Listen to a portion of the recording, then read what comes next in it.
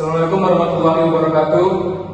Di sini kami kelompok 4 akan memberikan suatu video pembelajaran di mana kelompok kami itu menjelaskan tentang standar-standar IEE yang digunakan untuk mengembangkan dan mengelola Smart City serta perencanaan Smart City. Sebelum itu, perkenalan diri, saya Sergi William. Saya Nabi. Saya Bibi Bias. Saya Bakti Pasti. Oke, setelah ini akan dilanjutkan oleh Saya sendiri. terima kasih. Sebelumnya terima kasih kepada teman-teman yang sudah ingin melihat video ini dan mendengar, termasuk juga kepada Pak Fauzan. Jadi saya akan menjelaskan sedikit tentang materi kami, yang dimana kita mulai dengan latar belakang perkembangan teknologi informasi dan komunikasi yang kita ketahui sama-sama sudah sangat berkembang, termasuk terhadap pengembangan kota, yang dimana Smart City itu juga merujuk kepada pengembangan yang dimanfaatkan oleh teknologi digital serta juga memanfaatkan data-data yang ada, sehingga semuanya berjalan dengan sesuai rencana dan efisien, dan pengembangan kota yang juga dapat dirasakan oleh berbagai orang. Nah, selanjutnya juga terdapat ada konsep Smart City, yang dimana biasanya konsep Smart City itu sebagai struktur kunci yang diadopsi oleh pemerintah untuk melaksanakan pengembangan kota yang lebih efisien. Ada juga pengimplementasiannya, yang dimana diperlukan sebuah kerangka kerja yang baru dan sebagai teknis acuan agar terjadinya pengembangan Smart City yang efisien. Nah, di sini juga ada standar-standar internasional yang digunakan, yang dimana disinilah berlakunya IEE atau Institute of Electrical and Electronic Engineer, yang dimana itu yang membuat ini sebagai standar-standar yang akan dimiliki oleh pengembangan Smart City. Nah, selanjutnya juga ada pada bagaimana standar IEE dalam pengembangan dan pengelolaan Smart City itu sendiri, yang dimana itu juga mengembangkan kota yang memanfaatkan kualitas kehidupan, yang dimana segalanya itu dipikirkan dan segalanya itu diberlakukan dengan sebaik-baik mungkin agar terjadinya kualitas hidup yang lebih menjamin pada pengembangan kota itu sendiri. Nah, selanjutnya kita masuk kepada tujuan dan manfaat. Adapun tujuannya itu sebagai responsif terhadap kebutuhan warga. Nah, itu tujuan yang terpenting sebenarnya dari pengembangan Smart City itu sendiri, sehingga seperti kemacetan bisa diatasi, pelayanan publik lebih cepat. Nah, adapun kita lanjut kepada manfaatnya, yang dimana manfaatnya itu sendiri dapat dirasakan di berbagai sektor. Yang dimana pertama ada lingkungan, kesehatan, nah, pendidikan juga dapat merasakannya. Nah, mungkin dari slide yang saya sampaikan seputar itu saja. Selanjutnya kita akan kasih kesempatan kepada teman kita untuk melanjutkan presentasinya. Pada Mama Tini, persilakan. Perencanaan Smart City. Apa itu perencanaan Smart City? Dalam proses perencanaan Smart City dibutuhkan pendekatan terhadap pemerintah supaya pengembangan daerah harus melakukan pemerintah secara merata di berbagai sektor digital seperti pelayanan, seperti kesehatan, industri dan lain-lain. Selanjutnya, yaitu adalah contoh perencanaan Smart City. Contoh implementasi yang sudah dikembangkan di berbagai kota-kota besar pada Indonesia seperti Jakarta atau Bandung telah mengimplementasikan Smart City mereka, contohnya seperti layanan digital, seperti laporan warga, memantau CCTV, hingga integrasi transportasi online dan profesional melalui platform digital. Selanjutnya, itu adalah tantangan implementasi standar IEE dalam Smart City. Yang pertama yaitu keterbatasan infrastruktur digital, terutama di kota-kota kecil dan daerah terpencil. Standar IEE mengharuskan sistem memiliki tingkat konektivitas dan integrasi tinggi. Yang kedua yaitu adalah kesenjangan pemahaman antara pengembangan teknologi dengan pemerintah daerah. Banyaknya pemerintah daerah belum sepenuhnya memahami pentingnya mengikuti standar internet global seperti IEE, sehingga sistem yang dibangun seringkali tidak kompatibel satu sama lain atau sulit dikembangkan lebih lanjut. Selanjutnya yaitu adalah contoh penerapan standar IEE dalam Smart City yang dari Indonesia yang seringkali dikembangkan terhadap kota-kota besar di Indonesia, yaitu ada Jakarta, Surabaya, Bandung, dan Makassar. Selanjutnya materi selanjutnya akan disampaikan oleh teman saya. Saya akan lanjutkan materi sebelumnya. Di sini ada penerapan standar IEE dalam mendukung pengelolaan dan perencanaan Smart City yang efektif dan berkelanjutan. Jadi standar IEE ini membantu kota kita jadi lebih efisien dan berkelanjutan. Dengan adanya standar ini, sistem-sistem kota bisa saling terhubung pengelolaan data jadi lebih aman dan efisien, kemudian alat-alat teknologi bisa bekerja sama tanpa masalah. Selanjutnya ada interoperabilitas dan integrasi data. Ini artinya berbagai alat dan sistem itu bisa saling berhubungan, misalnya kayak sensor sama kamera. Nah, mereka itu bisa saling terhubung dan berbagi data. Contohnya di sini ada standar IEE 11073. Nah, standar ini memastikan semua perangkat dan berbagai merek bisa dipakai bersama-sama. Kemudian ada perencanaan kota yang terstandarisasi. Jadi dalam merancang kota smart city harus ada standar yang sama agar semuanya itu sejalan. Tujuannya agar semua daerah dalam kota punya aturan dan sistem yang cocok satu sama lain.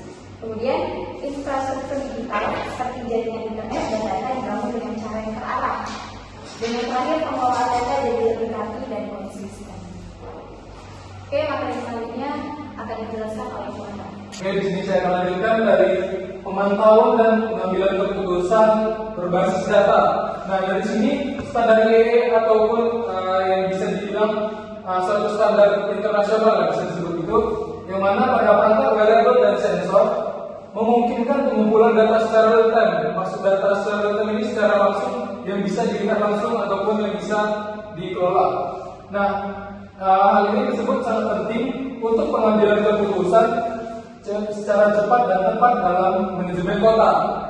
Jadi pengambilan keputusan kalau data secara real time ini bisa membuat suatu internet of things atau lain itu mengambil keputusan secara cepat dan tepat.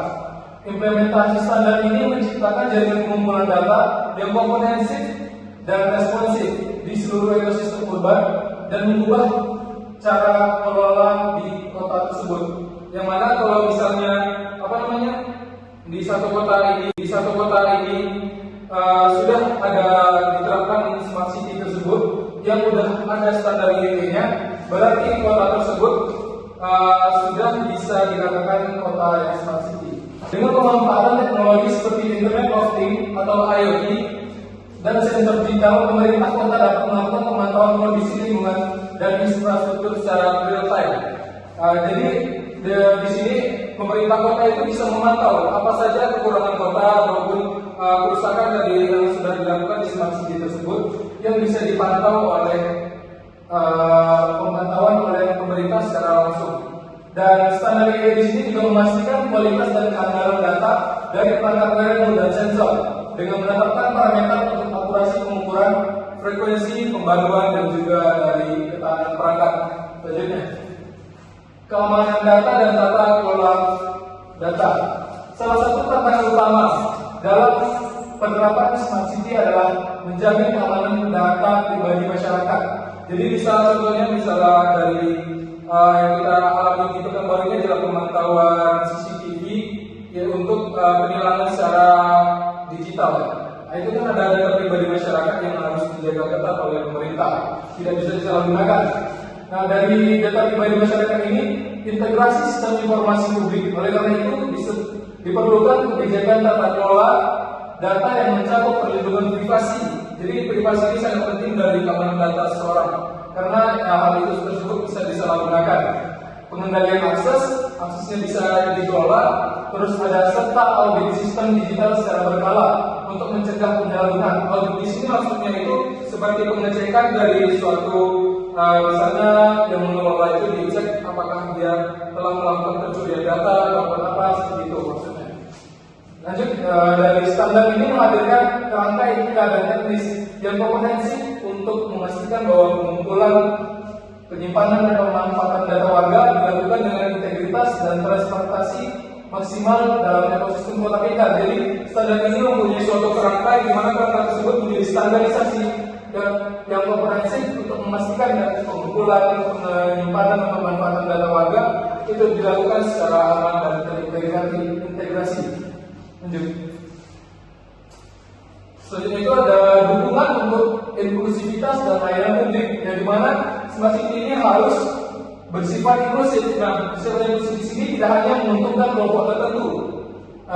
Pendekatan ini menempatkan masyarakat sebagai pusat dari inovasi. Jadi tidak hanya kelompok tertentu yang dipentingkan, yang menjadi pusat dari dukungan layanan publik ini adalah masyarakat itu sendiri. Nah, jadi dengan memastikan bahwa layanan publik berbasis teknologi mudah diakses oleh seluruh lapisan masyarakat, termasuk penyandang disabilitas dan komunitas marginal. Jadi berbasis ini bukan hanya kepada masyarakat seperti kita, dan yang kekurangan juga ikut termasuk dalam standarisasi tersebut. Selanjutnya itu ada standar teknologi inklusif. Ini menetapkan parameter desain yang mengakomodasi kebutuhan yang beragam, termasuk penyandang disabilitas, lansia, komunitas yang kurang terlayani secara ekonomi, dan kelompok yang memiliki keterbatasan literasi digital. Jadi di sini menetapkan parameter, jadi ukurannya itu berapa aja yang untuk sebagai kebutuhan dari masyarakat tersendiri. IEE juga menekankan pentingnya menjembatani kesenjangan digital melalui persyaratan untuk menyediakan akses internet publik yang terjangkau atau gratis di berbagai titik strategis di kota. Jadi itu tuh sudah masuk smart city yang sangat berkelanjutan seperti itu. Lanjut. Nah, dari semua materi yang telah kami presentasi dari sini terdapat sebuah kesimpulan di mana penerapan standar IEE dalam pengembangan dan pengelolaan kota smart city ini memainkan peranan penting. Jadi sangat penting untuk memastikan integritas dan keamanan serta efisiensinya yang paling penting. Karena dari efisiensi tersebut dapat membantu. Jadi kan smart city ini konsepnya jadi seperti membantu kita untuk lebih lebih efisiensi dalam melakukan pemantauan dari jarak jauh juga bisa seperti itu ya. Terus tidak hanya menjadi dasar teknis dalam pengembangan smart city, tetapi juga mendukung dalam perencanaan kota yang sistematis dan berkelanjutan. Dengan standar IEE tersebut, interoperabilitas antar sistem dapat di-upgrade. Jadi interoperabilitas tersebut dapat ditingkatkan untuk dalam standarisasi IEE tersebut dalam pengambilan keputusan berbasis data yang jauh lebih akurat, serta tata kelola data dan perlindungan privasi masyarakat yang lebih dijaga. Jadi hal tersebut sangat penting diterapkan yang mana menjadi standar untuk smart city di standar IEE tersebut. Maka dari itu pengembangan smart city ini yang mana smart city ini efisiensi dan berkelanjutan sangat erat tergantungannya dengan penerapan standar internasional. Jadi kalau kita sudah menerapkan standar IEE dari suatu daerah, berarti kita sudah sama seperti kota-kota yang sudah maju seperti kota Inggris, London ataupun sebagainya. Yang mana dikembangkan IEE ini oleh yang mana dapat menciptakan kota yang cerdas secara teknologi, berkelanjutan dan ramah bagi seluruh masyarakat. Mungkin cukup sekian ya dari presentasi saya. Cukup sekian dari hasil presentasi untuk video pembelajaran dari kelompok 4, yang mana kalau ada salah kata atau salah tindakan mohon maaf. Kita akhiri saja dengan moderator Taufik Walhidayah. Wassalamualaikum warahmatullahi wabarakatuh.